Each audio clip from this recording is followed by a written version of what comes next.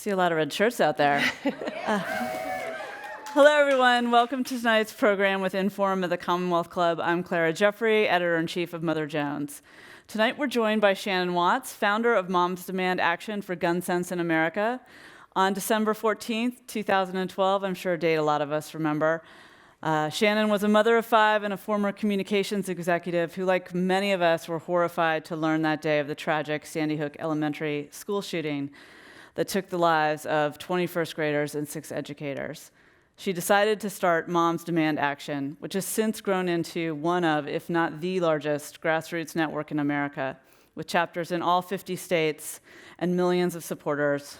Some of you are here tonight. She has a new book out, Fight Like a Mother, How a Grassroots Movement Took on the Gun Lobby and Why Women Will Change the World. So welcome, Shannon. Thank you. I think like most people, most parents certainly, know where they were when they first heard about the shooting at Newtown. You know, I know for us, like at Mother Jones, we rushed to do what journalists did. We put out stories. We started planning how we'd up our gun coverage more broadly. And then, I'm sure like many of you, I ran to my kids' preschool and we all, held back tears and thanked the teachers. That night, you went home and logged in to Facebook and wrote a call to action. You're a mom, but you're also an experienced communications professional. Did you know what you were about to start? I had no idea, absolutely no idea. I had gone online and looked for something like Mothers Against Drunk Driving, thinking, surely this already exists. It's my moment to get off the sidelines. I'm devastated by what's happened. I'm angry that I'm seeing pundits and politicians on my television set saying the solution to this crisis is more guns. And I'm going to go ahead and join what's already been started. And I couldn't find anything. I found some male-run think tanks in Washington, D.C. I found some one-off state organizations, also mostly run by men. And I knew I wanted to be part of a badass army of women across the country. And so I started this Facebook page, and I appreciate the compliment about my communications background, but the fact that I called it 1 Million Moms for Gun Control should tell you that I was alone in my kitchen and not with a focus group. My daughter, who is gay, told me hours later that 1 Million Moms was a group trying to get JCPenney not to be their spokesperson. So that was bad. And I soon after got a call from Representative Carolyn McCarthy, whose husband and son were shot on the Long Island Railroad. And I'm in my kitchen, I get this call from a Washington, D.C. area code, and I pick it up, and she says, no one uses the phrase gun control. We've been waiting for moms and women to organize across the country, but we can't do it with that name. So regardless to say, we changed our name a couple weeks later.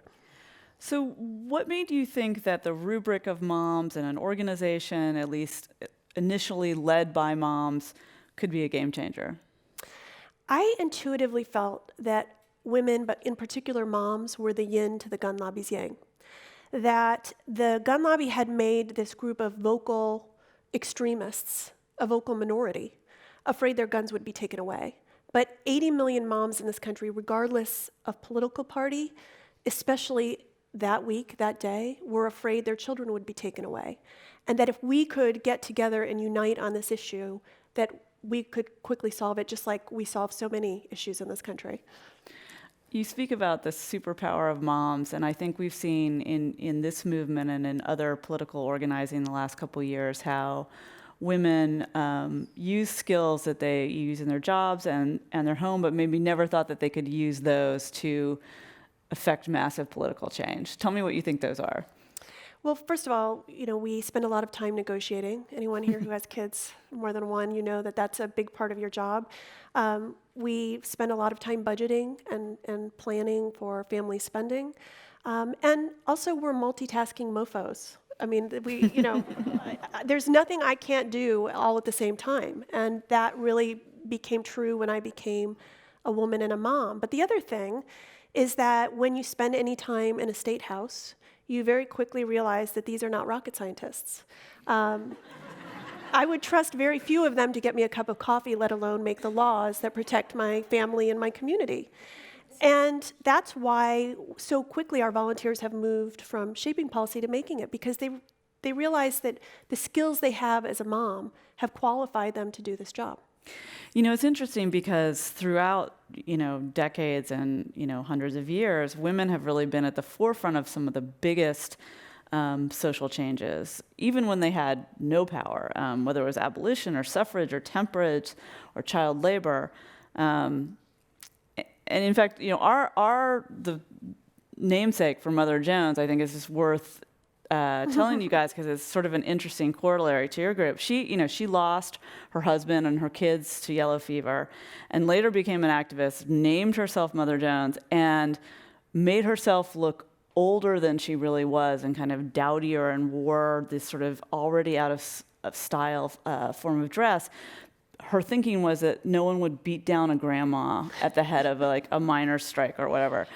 And I'm wondering in the same way how you think that having an army of, not only women and not only moms at this point, but an army of moms in red shirts kind of deflects that kind of anger and just takes the wind out of protesters, counter-protesters, or perhaps the legislators.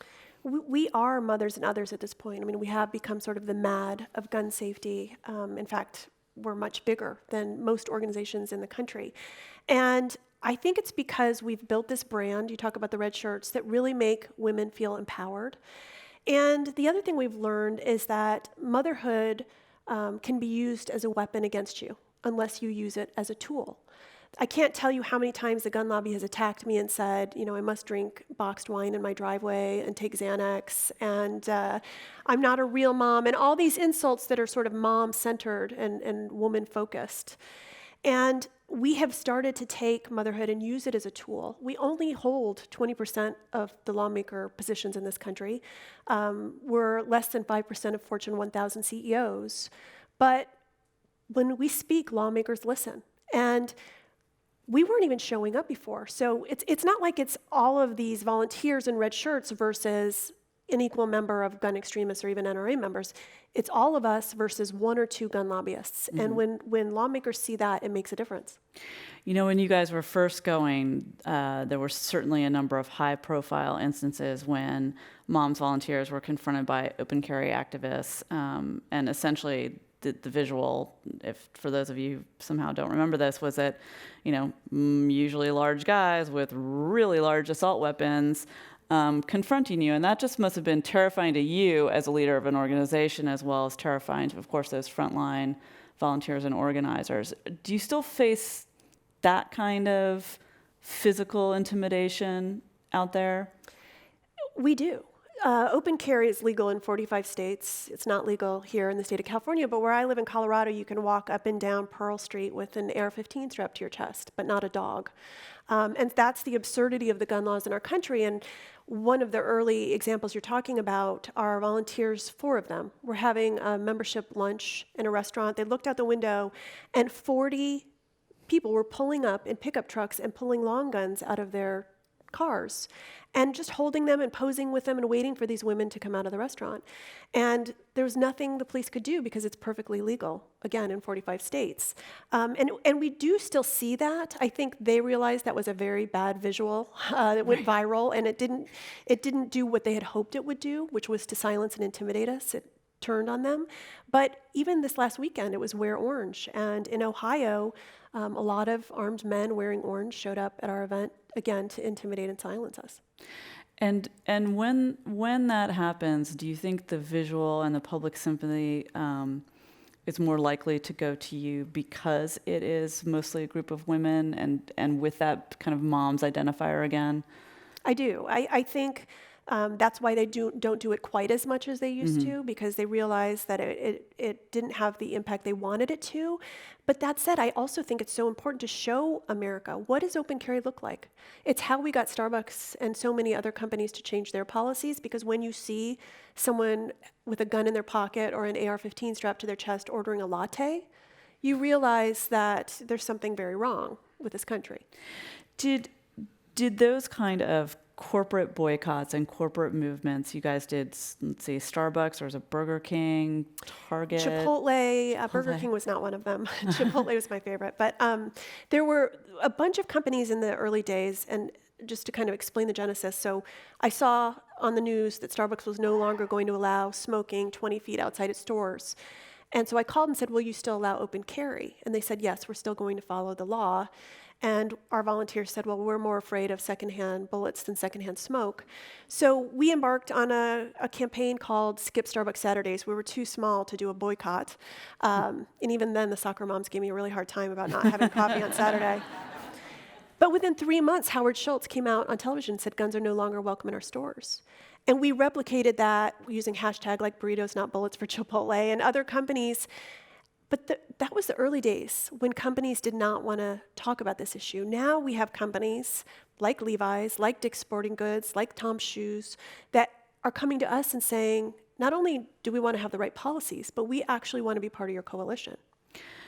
The Dick's change after Parkland seemed like a particularly important corporate cultural shift. I don't know how many folks here have frequent Dick's a lot. It's a great, huge, massive. I mean, there's everything in there. But the gun section in many, or maybe all of them, is quite huge. This was not a small decision on their part, culturally and perhaps for sales. What did you hear about why they did that? Was it just a sort of post-Parkland reaction, or they had been leading up to this? I think they had been leading up to it, and it was certainly Parkland, but also many of their employees are based in Pittsburgh, and then there was the horrific shooting at the synagogue. So it has been a gradual change, but something I think that was turbocharged by these horrific shooting tragedies.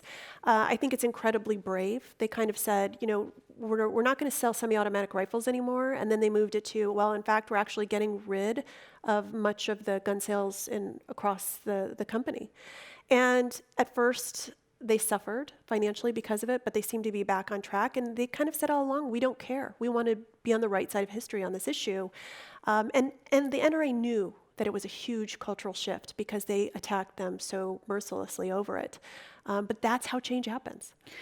And I'm curious, do you see that kind of corporate leverage being used in the next 2 years, or did you guys kind of get what you feel you can get on that front right now? I mean, is that sort of actively a part of what you're looking for?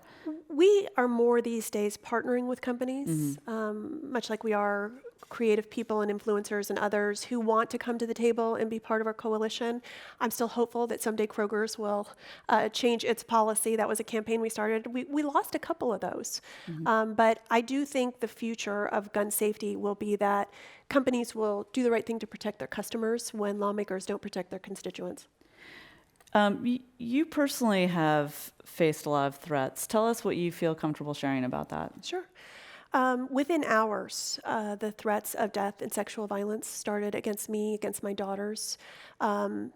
Letters, emails, people driving by my house. And I can remember I called the police in the early days. I lived in Indiana. And the officer who came to my house said, well, that's what you get when you mess with the Second Amendment, ma'am.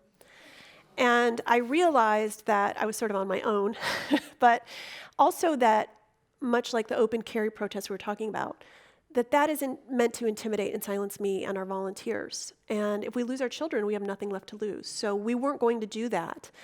It's been more interesting since the NRA is under some, I'm sure we'll talk about the troubles they're experiencing, but they've started attacking me more and more, I think, to distract from what they're going through. And I mean, the death threats in the last 3 weeks have been a reminder of what it was like in the early days. It's been that intense. But I'm hopeful that it's a good sign that they're losing a lot of their power. And given all that, you're still not at all shy about mixing it up on Twitter. Why is being so personally visible and confrontational even a good strategy? Because I get the sense that you don't do anything without thinking about its strategic implications. I'm happy to be the tip of the spear. There needs to be someone who will absorb the blows and also correct the NRA's misinformation. They have been spreading it for decades, and it's almost become part of the American vernacular. All of the myths that they've used as propaganda. And I think it is an important role that I play, which is to take them on when they are wrong or when they are lying, and to point it out. The other piece of it is, after mass shootings for so long, people would say, oh, it's too early to talk about, we can't politicize a tragedy. I immediately, when I started the organization, said, we're going to talk about this when there is a tragedy, because there's no better time to talk about it, and it's political because the gun lobby's writing our gun laws. And I can remember, the blowback I got from the NRA was so intense, and now no one bats an eye. We're going to talk about it when there's a mass shooting. So some of it is that cultural change. I noticed in kind of researching for this that you have no Wikipedia page, which Wow, I didn't even know that. I don't think I've ever seen be true for anyone so prominent, especially someone in a flashpoint situation. Is that? Please don't make one. So that is not part of a personal security plan or a sort of. Okay, I guess I'm just lucky. I'm intrigued.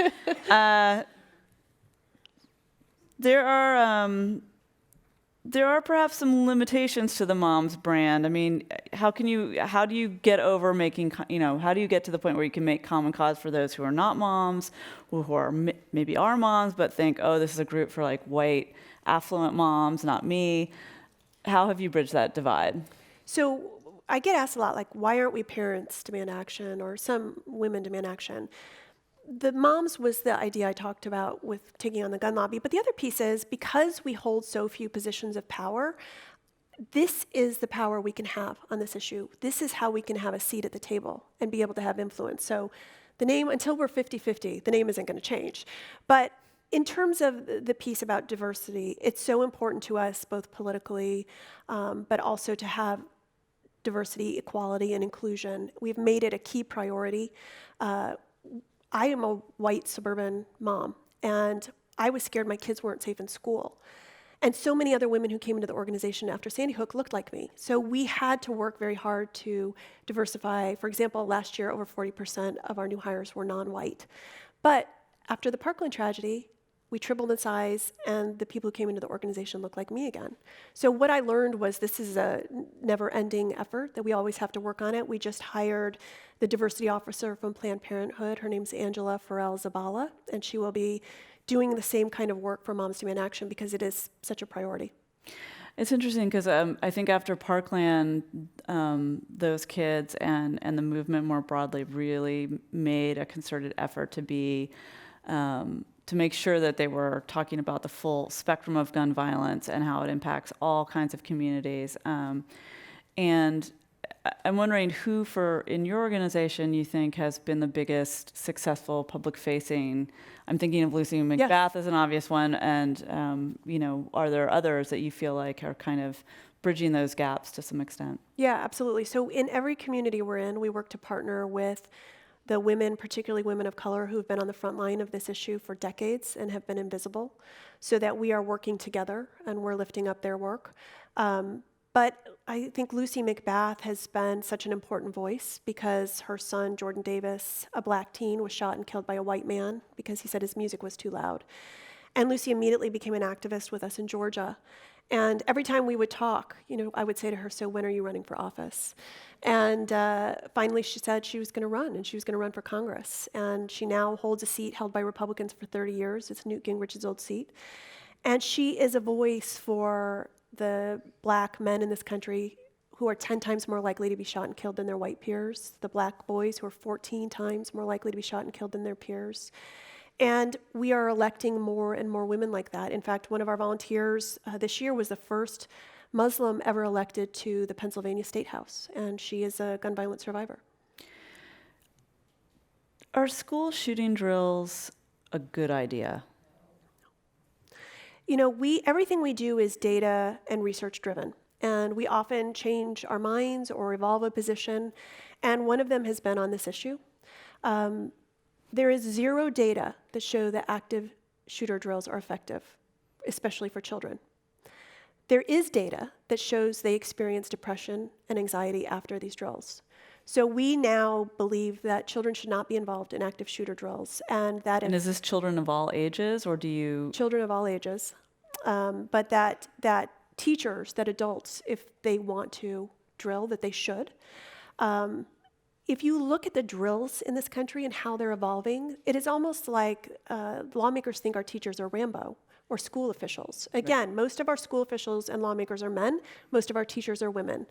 And there's actually legislation going through in Indiana right now where they're trying to make it so that teachers can be shot with rubber bullets during an active shooter drill, so they feel the adrenaline of what that kind of situation would be like. It's disgusting and obscene, and it just shows you that there is a problem in this country. What do you think about the prosecution or attempted prosecution of the school resource officer in Parkland who, heard the shots were fired, and I guess, the evidence is pointing to the fact that at some point he just decided to pull back and sort of stay safe himself? The victims and the survivors in that shooting almost 100% believe that he should have been arrested, and that the videos and the research showed that he could have saved lives by going in. So I support them. That said, looking at it more broadly as an issue, if we're looking at school resource officers, the idea that we give easy access to arsenals like semi-automatic rifles, bulk ammo, tactical gear, all of these things that are available to civilians, and then we ask an SRO to be unafraid or to do their job when they think their job is breaking up fights on a school ground. It makes no sense to me. Right. I mean, it's not like the SROs are necessarily like these special forces dudes, right? They have a handgun usually. Probably to the contrary. Right. That said, I'm still curious, back to school shooting drills, what you guys feel. I mean, even just about now in colleges when there have been, active shooters, or they fear that there's this sort of run, hide, fight texts, and, what level of information or preparation is helpful versus creating unnecessary fear and trauma and even PTSD? Well, again, these active shooter drills, there's no data that shows they're effective. And if adults want to drill, that's fine. But we have created such a culture of anxiety and fear when really, instead of preparing teachers and students to take on active shooters, we should be making sure dangerous people don't have easy access to guns, right? No other country is approaching it in this manner because too many lawmakers are afraid to stand up to the gun lobby. So let's talk about some political realities given the Congress and the state houses we have now. I mean, in the last 5 years, there's been a lot of energy and activism around gun sense legislation, but with a new horror every week, many people just feel depressed and that nothing will ever change for the better. So this is an easy softball for you to tell me some successes that the movement has had. But then after that, maybe we can talk about what the next steps are and like what the strategy is. Well, that's the whole point of my book, and the reason that I travel around the country is to explain that we're winning. I can't tell you how many times people say to me, "Aren't you sad nothing's happened since Sandy Hook?" I'm like, I'm sitting here. Like, this happened. Moms Demand Action happened, and all of our wins happened. And I really think that hopelessness and cynicism is dangerous. You might have seen me fighting with Chris Cuomo after the Virginia Beach shooting, in which he said Americans just don't have the will to fix this problem. And it erases the work of women like me who wake up every day and work on this full-time as a volunteer. We have closed the background check loophole in 21 states. We have disarmed domestic abusers in 28 states. We have passed red flag laws in 15 states. Last year alone,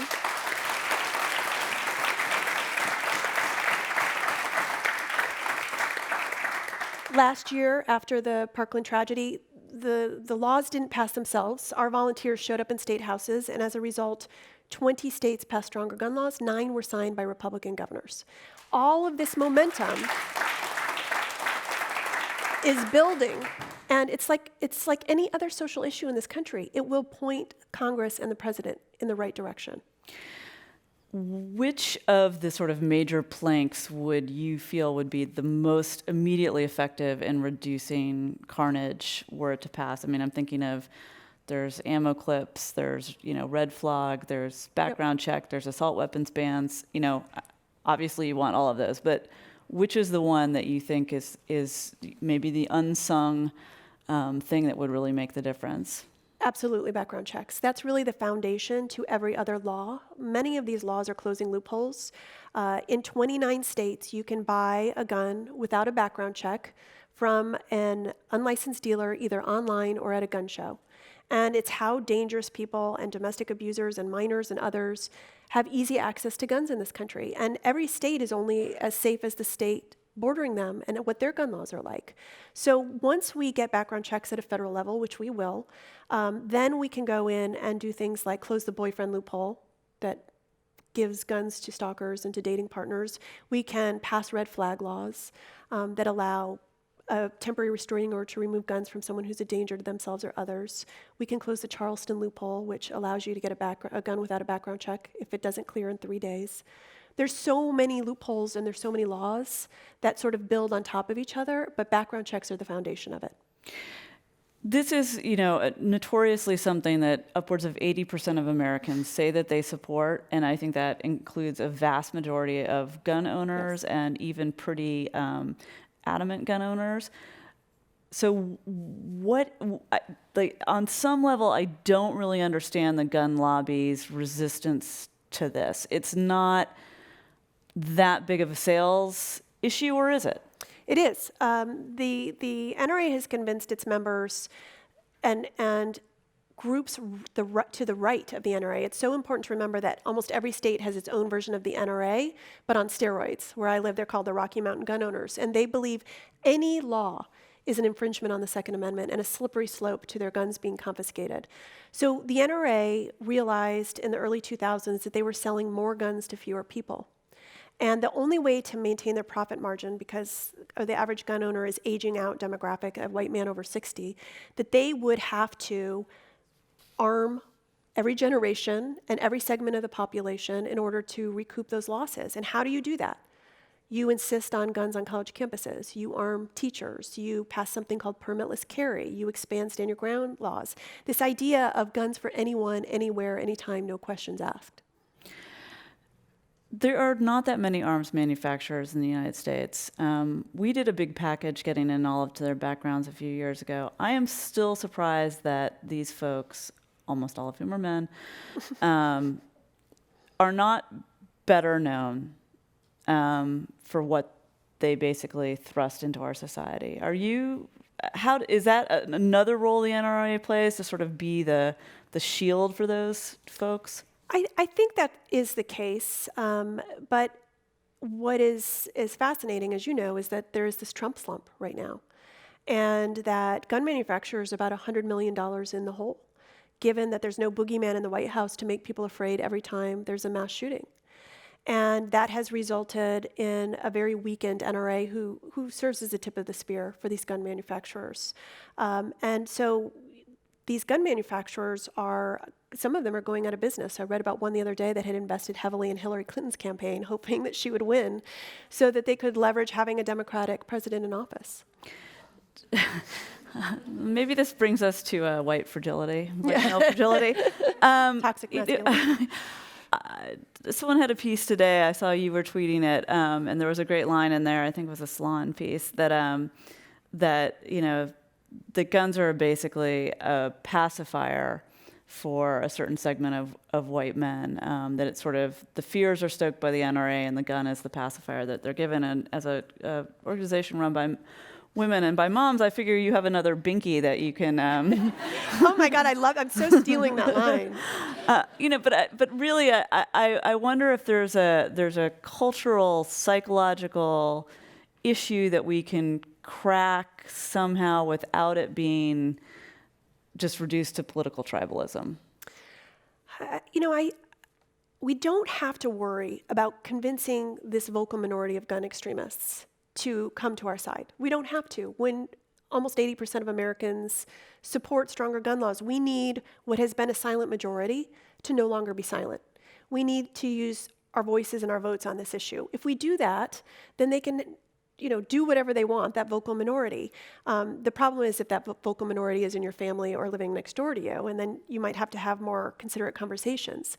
But there is an element of fragility and toxic masculinity and sort of the last gasps of power when you see the demographic shift that is coming at us as a country. But every country is home to misogynists and bigots and racists. Only America gives them easy access to an arsenal. Okay. We were just talking a little bit about the tribalism. You know, on the one hand, one of the great successes of the gun reform movement is that most Democratic politicians, not all, but most, are going to be for it, at least up to a point. But does that also mean that in the times that we're in, that's driving Republicans more into the arms of the NRA? Are you seeing that? We have seen just the opposite. So as I mentioned, last year, 9 Republican governors signed stronger gun laws. We see these conversations being more effective across the aisle. We completely shut down the NRA's agenda this year in the state of Arkansas. Let me repeat that. In the state of Arkansas. And many of those lawmakers have said that the NRA has become too extreme. They said that on the record in places like Arkansas. So the fact that there are two things happening. One is we said at the beginning our job was to shine a light under the refrigerator and force the cockroaches to run out at the NRA. And we have done that. We have shown how toxic their agenda is. The other thing is we've created this grassroots army so lawmakers know when they do the right thing, we'll have their backs. When they do the wrong thing, we'll have their job. And those two things in conjunction have completely shifted this issue. And it is why the NRA took down all of their grades right before the midterm election, their A through F grades, because they knew that an A was a scarlet letter and not a badge of honor. And we put them all right back up on our website because we want everyone to know where their candidates stand on this issue. What's the Democratic field looking like? I mean, we have... It's very big. It's very big. We don't have to discuss Very all 23, large. but in the sort of top tier, who's good on gun reform, who's not so good? I mean, pretty much everyone is excellent. I mean, there's varying levels of excellent. And that is a sea change in American politics. When I talk about the fact that we're winning, just a few years ago, this issue was the third rail of American politics, guns. And I give Hillary Clinton a lot of credit, but I'm also assuming it polled well, that she talked about gun reform all the time. And she traveled with Mothers of the Movement. Lucy was a member of that. She knew that this was an issue that women in particular would vote on. And that has continued because of our organization in part. We're seeing these candidates compete to see who can be the best. I think 4 or 5 of them so far have come out with really interesting, innovative policies. I will wait to comment specifically until we get the results from our Gun Sense candidate questionnaires back. We've just sent them to all the presidential candidates. And then we'll give that distinction out, and it will inform who we endorse. I think historically, though, it's fair to say that Bernie and Kirsten Gillibrand are 2 I can think of offhand. Again, I can't remember all 23, but who have not particularly been known for, compared to other Democrats anyway, for kind of supporting gun reform movement. Have you seen that change? Well, certainly with Kirsten Gillibrand. So she had an A rating from the NRA, and she now has an F. And she has talked at length about how meeting gun violence survivors, particularly the mothers of gun violence victims, has informed her opinion and completely changed her mind. And she's been very vocal on this issue. Bernie Sanders' track record on this issue hasn't been great, but he too seems to have had a change of heart and mind and is working on this issue. So again, I don't think there's any candidate who isn't doing the right thing on this issue. So given that we have, a House that's probably mostly aligned to kind of push things forward, and as with so many other issues, a Senate that is a roadblock, and a president who's whatever he is. He's a stable genius. He's a very, very stable genius. How do you guys plan to keep this kind of in the top tier of issues for people on the federal level when it's kind of hard to, you have a whole bunch of candidates who probably mostly agree, or we'll say that. Yeah. How do you keep that kind of pressure on and that kind Showing up, you see the audience right here in the red shirts. It's exactly what we do all the time across the country. We don't just show up at gun bill hearings in state houses. We also show up at town hall meetings and all the candidate forums, not necessarily to support the candidates, but to put this issue in front of people and to continue to force them to speak about it. I mean, I can remember we showed up at a Ted Cruz event to put pressure on him after the Santa Fe shooting, and he took a picture with us, and guess what ended up in his campaign? Ads. picture of him with Moms Demand Action volunteers, even though he doesn't seem to support anything that we stand for. It's confusing to me. He's been sending a lot of mixed signals Yes, lately. a lot of. This guy. I saw his tweets today. Yes, but I think that the value of having this grassroots army of hundreds of thousands of volunteers in every single state is that they show up and they are constantly putting pressure on candidates and on lawmakers and saying, not only where are you on this issue, but how are you prioritizing it? In the green room, we were talking a little bit about the importance of Virginia. They just had a primary. You had some candidates and volunteers that did quite well. Why is Virginia, in particular, so important this year for your movement? Well, we lost a gun sense majority by a very slim margin. In fact, the determination of who controlled the Virginia General Assembly was The a film coin, canister. yes, a coin toss, which we lost. But this year, every single seat is up for election, and it's the NRA's backyard. We have a real opportunity to pass stronger gun laws given who the governor and the leaders are in that state. We have 5 volunteers who made it through primaries last night. And that's another piece of this, which is that we talked about women moving from shaping policy to making it. In the last election, 40 ran, volunteers and gun violence survivors from our organization. 17 won. And we have so many more who are looking forward to the next election, whether it's Virginia or 2020. Now, you're part of the Everytown organization that kind of was Michael Bloomberg taking your group and his group, and also some other elements all kind of under this big umbrella. I'm curious, does any part of this umbrella do polling on this issue in particular? We do. And are those polls public facing? Yeah, some of them, most of them are. We share a lot of that data externally to inform candidates, to inform the public. One thing that I thought was really interesting recently that was in our poll was a CNN poll, which showed that this is the 3rd most important issue to Democratic voters going into 2020. It didn't even make the top 10 a few So we years have ago. healthcare. It was, I think it was climate change, healthcare, gun safety. Interesting. And so we will keep doing polling because what's so important is to show, in particular with women, that this has broken into the top 3 issues. So it's not in any way polarizing, that it gets people to the polls. So Bloomberg is on the pulse of 2 of the top 3 issues? That's right. That's all of them. I'm going to go look at the crosstabs of that poll tonight. Do you see any interesting, I mean, this is sort of like candidate polls where this person's my favorite, but what's probably more interesting in the polls coming out re-candidates is what's their number 2. I'm wondering, you're 3rd overall, but are you seeing any other broader patterns of demographically where your numbers go up or down? Yeah. Well, definitely among women, especially among women of color, and especially among Democrats, which is no surprise to anyone. But what I think is most interesting about the polls is, as you said, the common support among most Americans, including gun owners, including NRA members, who actually would be in favor of a background check. That is so contrary to what the leadership of the NRA tells us. Should Columbine High School be razed to the ground? You know, I always defer to victims and survivors on these issues, but I've heard over and over again that it should.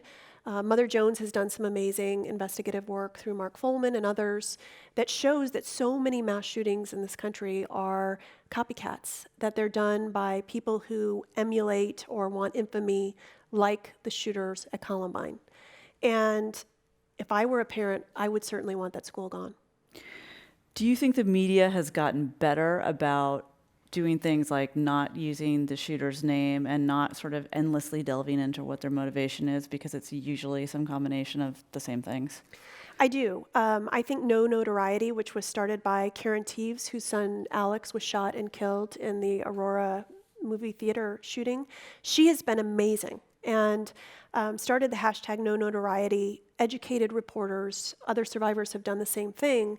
And so often what you hear now, even among law enforcement, when they have a press briefing after a horrific shooting, which is, you're going to hear me mention the shooter's name once, and that's it. I'll refer to him as the gunman or the shooter from now on. And I think that combined with the reporting that you all are doing, showing that when you do give them attention, it just inspires other people who have easy access to guns to commit similar crimes.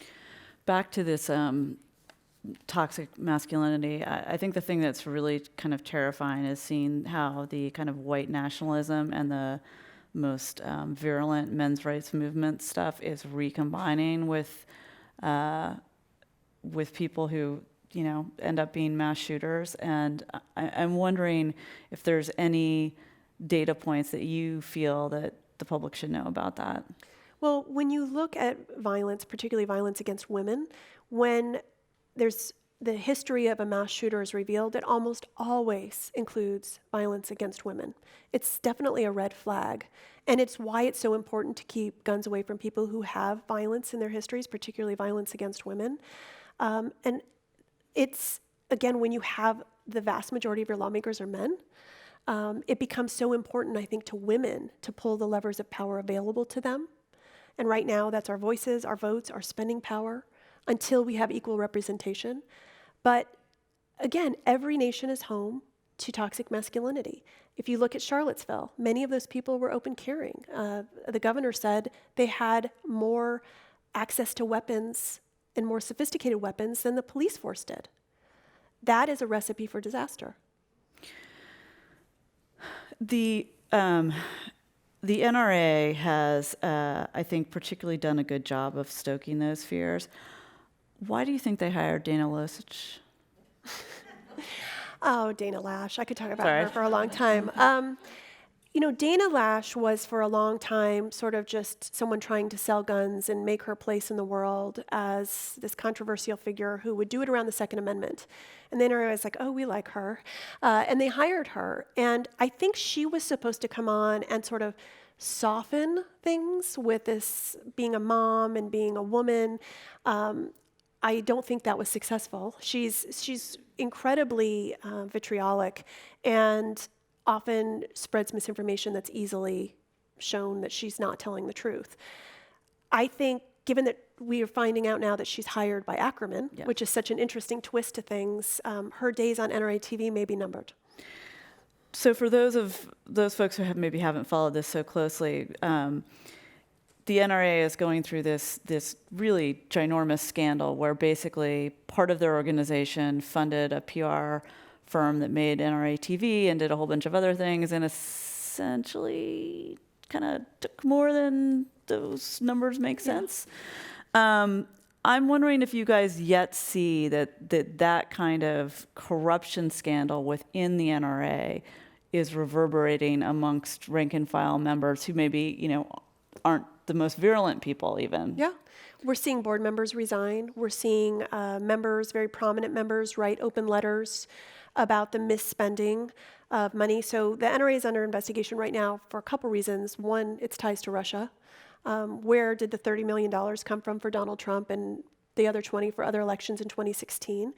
And then they're under investigation for self-dealing. So basically giving money to board members, friends, family, friendly contractors. Italian suits and private jet travel as well for Wayne LaPierre. So all of this has really made them very vulnerable. And the AG of New York has the power to take away their tax-exempt status. But she also has the power to remove the board members and to actually remove the leadership of the NRA. So it will all be interesting to see how that plays out.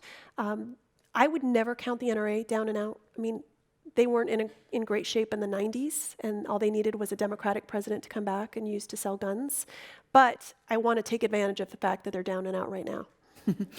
Do you think the Maria Butina scandal was more about I'm always interested in which way we think this was working. The Russians were obviously trying to gain influence amongst particularly conservative circles, and what better way to do that than through the NRA? At the same time, why did the NRA really want to go over to Russia? Was this again about forging sales? Like, what's your interpretation of what to make of this whole Well, element? first of all, I would say Maria Butina was possibly the worst spy in the history of Russia. There's like all these pictures of her, you know, with Republicans and NRA officials. I think that it was a quid pro quo. I mean, John Bolton was he was the head of an international committee at the NRA. He was going and making videos with this woman. And I think at the end of the day, the NRA leadership are a bunch of grifters. And this was really all, as so much is with the NRA, about greed. And they saw a way to get easy, dark money. You mentioned that back during the Bill Clinton's administration that they kind of got on their heels. And the mythology of that is by passing the assault weapons ban, that is the thing that then led to their resurgence. Do you think that history is that the rhythm, like Democrats come in, NRA does better, or is part of what we're learning about the NRA complicating that kind of picture a little bit? I do, that was a mythology. I think a lot of that was actually some healthcare votes as well.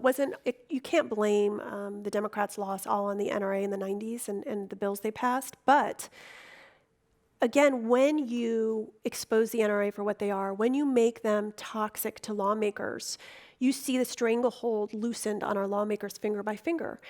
Pat Toomey, a senator and a Republican, recently said, he's from Pennsylvania, he said that if H.R. 8, the background check bill that just passed the House, got a vote in the Senate, it would pass by 60 votes. Lindsey Graham, of all people, recently said the Second Amendment is not a suicide pact. So these are inklings that the NRA's plan, which I think was to elect Donald Trump, come in and immediately pass their priority legislation, which, thank you, we stopped them from doing. They had a Republican president, Republican Congress, couldn't do it. Their plan was to pass that legislation to make it easier to sell guns, and then to elect a Democrat, or that a Democrat would be elected, and then they could use that president to sell guns, right? That was their hope, and none of that is playing out for them.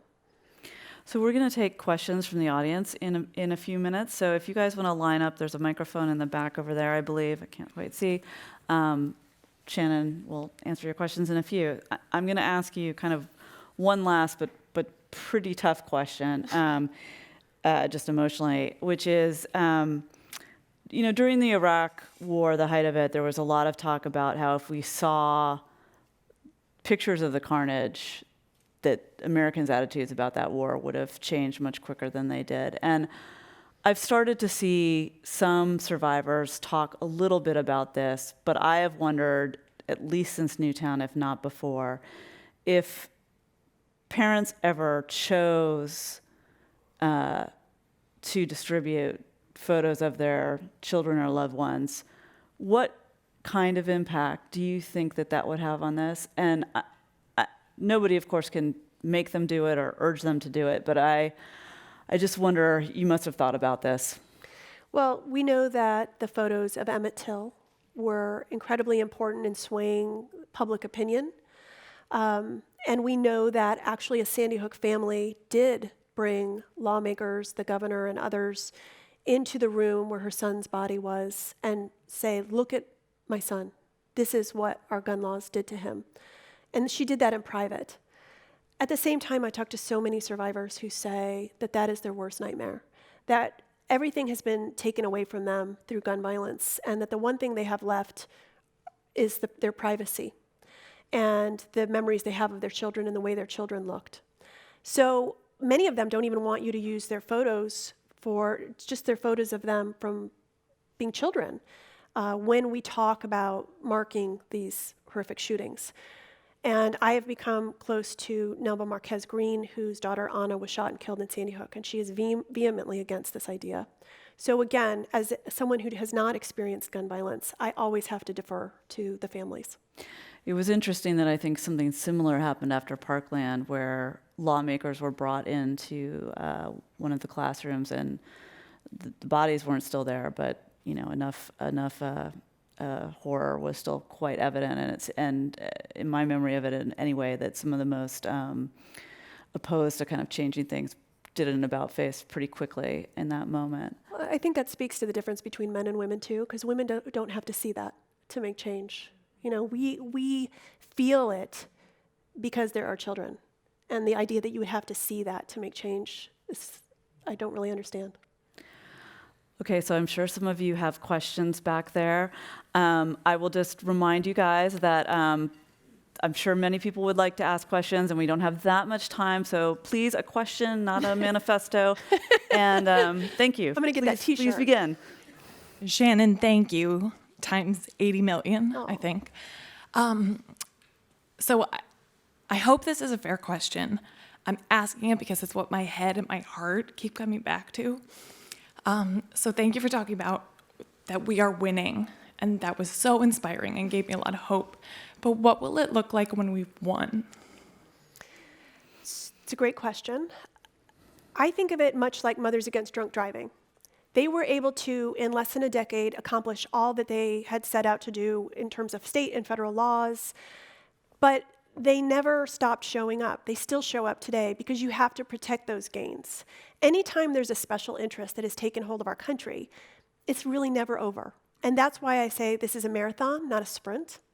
You don't get into this work thinking you're going to change it overnight. It's going to take several election cycles to get to the place we want to be. And then once we get there, we have to protect those gains. But I have no doubt it will happen in the near future. So hang in there. I want to echo that thank you.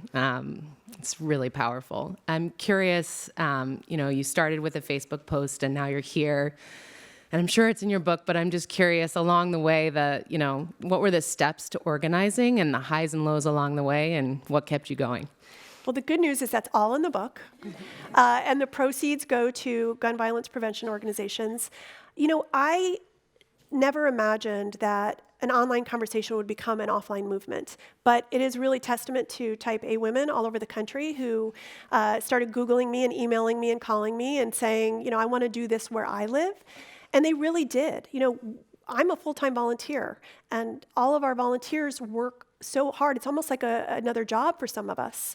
And I think that energy and all of the amazing expertise, the time and the talents that all of these people have brought to the table is what made it go. And there's a chapter in the book called Building the Plane as You Fly It. We didn't wait to be experts. I had so many people tell me, you're not the right person, and there's already something like this. Don't do this, including my husband, who was like, are you sure you want to do this? But it's really all about not waiting and jumping in when you're passionate about something, and you can make it happen if you have the right people at the table. Thank you again. I would like to echo what everyone else has said, but it seems like the optics from the NRA and the opposition should be so aligned here that the optics of a mass shooting aren't good for anyone.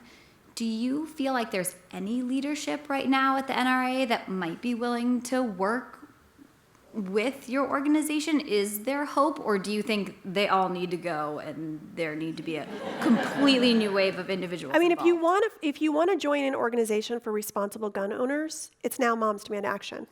So many of our volunteers are gun owners or they're married to gun owners. There's 400 million guns in this country. We talk about gun safety all the time through our Be Smart program. There is no one who is a leader right now at the NRA that seems to feel that they would moderate. I mean, I thought it would happen after the Sandy Hook shooting. Remember they had a press conference 2 weeks later, and everyone thought, okay, they're going to come to the middle. And in fact, they doubled down. They are lobbyists. They are motivated by profit, and I don't think there's any turning back for the current leadership. I'm a first grade teacher, and I was in a situation that I thought it was a real situation and not a drill.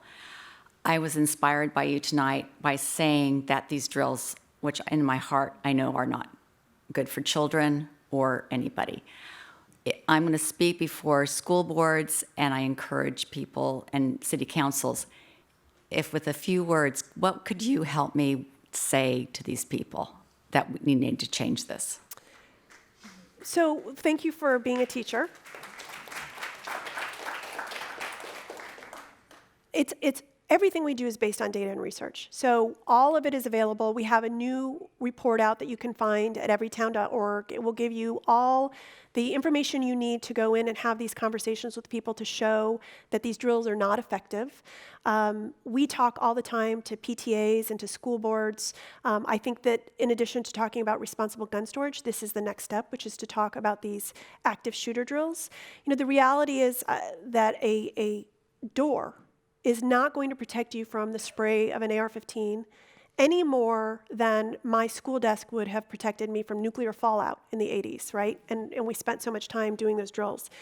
These drills are terrorizing and traumatizing children, and I think it's on us as adults to start having those conversations, so thank you for doing that. Hi. So Moms Demand Action has been around for a while, but Students Demand Action is a lot newer.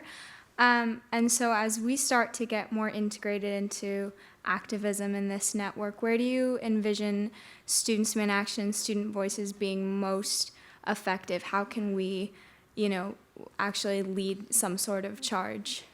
Thank you for joining Students Demand Action.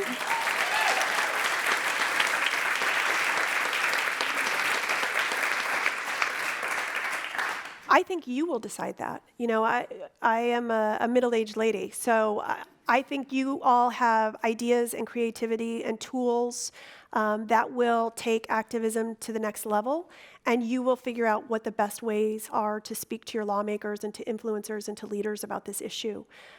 You're angry as a generation, and you should be. We're acting like these shootings are acts of nature instead of man-made acts of cowardice, and that's what they are. So thank you for what you're doing. I think that what makes me feel most hopeful is if you looked at polling before the Parkland tragedy, this generation was very libertarian in their thoughts about guns and gun ownership. And now we've seen a huge shift in polling that shows they're very much in favor of gun safety. So I am excited to learn from you, just like my kids are trying to teach me how to do Snapchat. I am eager to see what you all bring to the table so that we can emulate it. Thank you.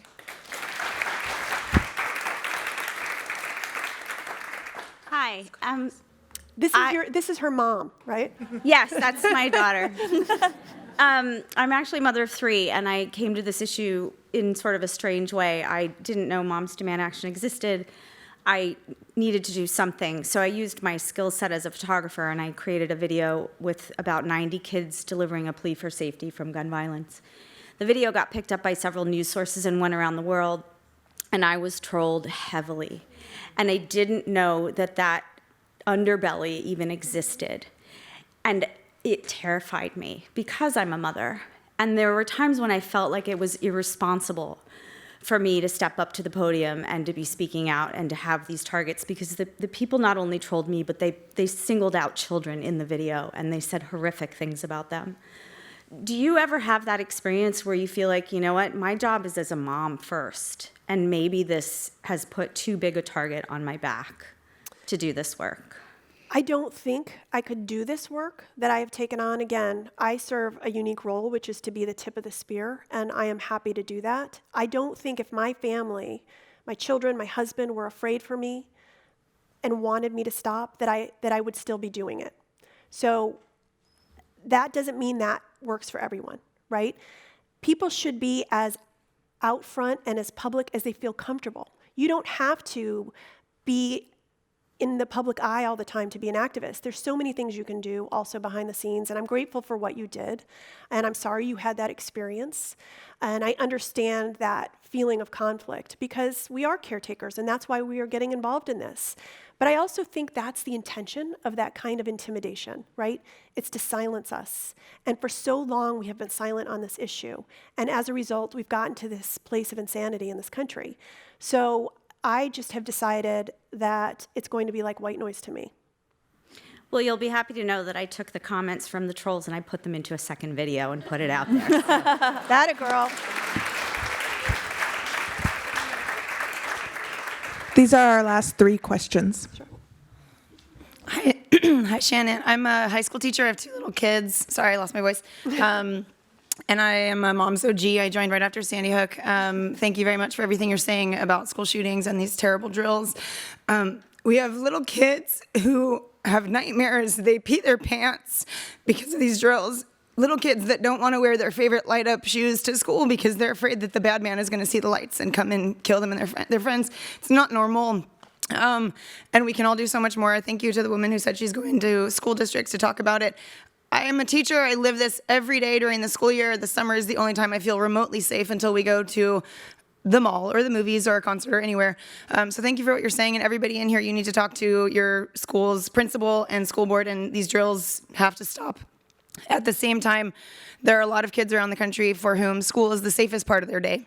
And I'm wondering, since California already has such good gun laws, people here are probably wondering, what can we do locally? I'm wondering if you can talk a little bit, what can everyone in this room do to get their hands on one of these shirts and join this badass army?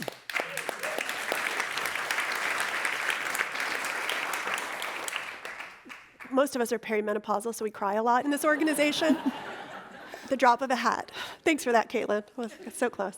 So a couple things. You do live in a state with pretty good gun laws. They could always be better, and we work every year to tighten them by going to Sacramento. But there's something called the Gun Sense Action Network, where we make calls into other states, especially red states, to educate them about ballot initiatives or candidates or issues or elections. It's an incredibly effective way to get involved in this issue. In fact, I think it's how we passed a ballot initiative in Nevada, just by the slimmest of margins, was because we constantly were visiting and making calls. The other piece of it is that when we talk about community partnerships, the amazing volunteers in California recently embarked on a campaign to get Governor Newsom to add funding to something called CalVIP. CalVIP funds community programs. They do a lot of violence intervention. For example, if you're familiar with Youth Alive in Oakland, it's an amazing program that trains teens to go into schools and interrupt violence, gun violence specifically. And because of the Moms Demand Action Volunteers campaign here, he tripled that funding in the latest budget, which is from $9 million to $27 million. It will make a huge difference. So, but the very easy way to get involved is, and I won't think this is rude if you want to get your phone out, but to text the word join to 64433. And because we're type A, someone may even call you back before you leave this building and invite you to an event near you. Thank you. Text join to 64433. Hey, Shannon. So you mentioned this movement beginning with Sandy Hook and kind of how you felt at that time.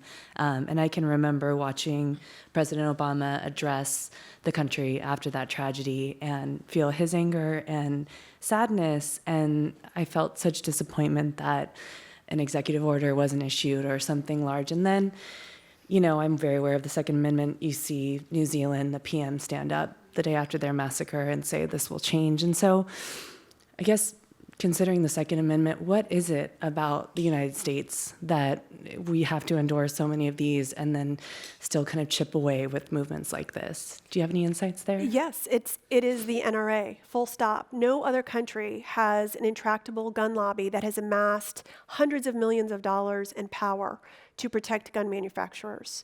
That is it. And so many people say, well, nothing happened after Sandy Hook, and yet we had the same Congress the day before that we did after. It was a Congress that was beholden, too many of them, to the gun lobby. What we had to do, which we have to do on every issue in this country, whether it's drunk driving or opioid abuse, cigarette smoking, whatever it is, you have to build a political powerhouse that can go toe-to-toe with that special interest. And it doesn't happen overnight. And so to think that these lawmakers were going to do something differently than they had done was never realistic. We had to do the unglamorous heavy lifting of grassroots activism, which so many women are familiar with in this country, unpaid labor, that would ultimately protect our children. And it's amazing to me that we've done it in less than 7 years, the fact that we have become so powerful in our own right. So I get that there are setbacks and there are disappointments. There's a whole chapter in the book called Losing Forward. You get involved in this activism and you're going to lose, but you learn from those losses. Failure is feedback, and you win the next battle. So we'll win the war. Okay.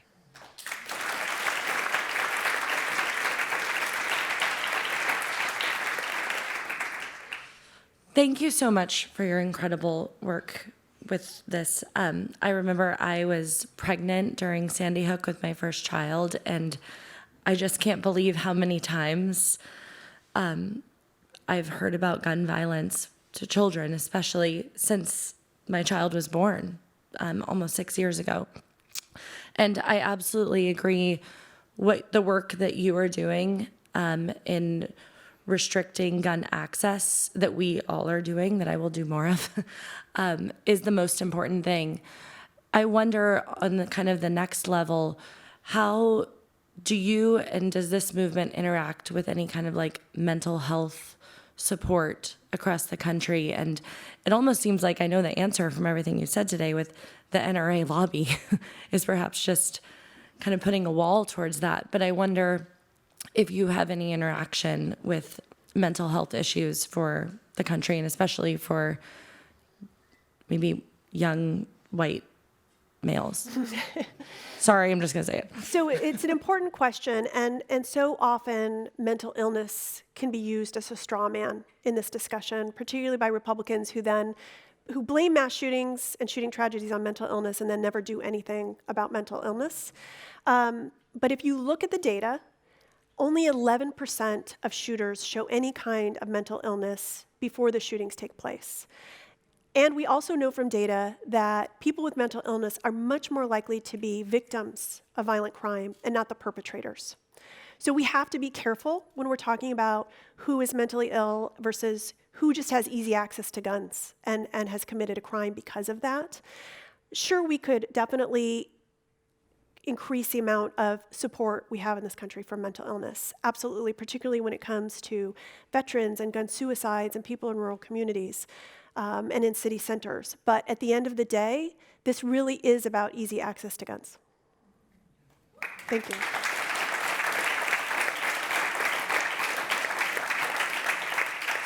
So Shannon, it is an informed tradition of some long-standing, I'm not quite sure how long, that we ask all speakers the following question. What is your 60-second idea to change the world? I absolutely believe we will change the world if we elect more women to positions of power.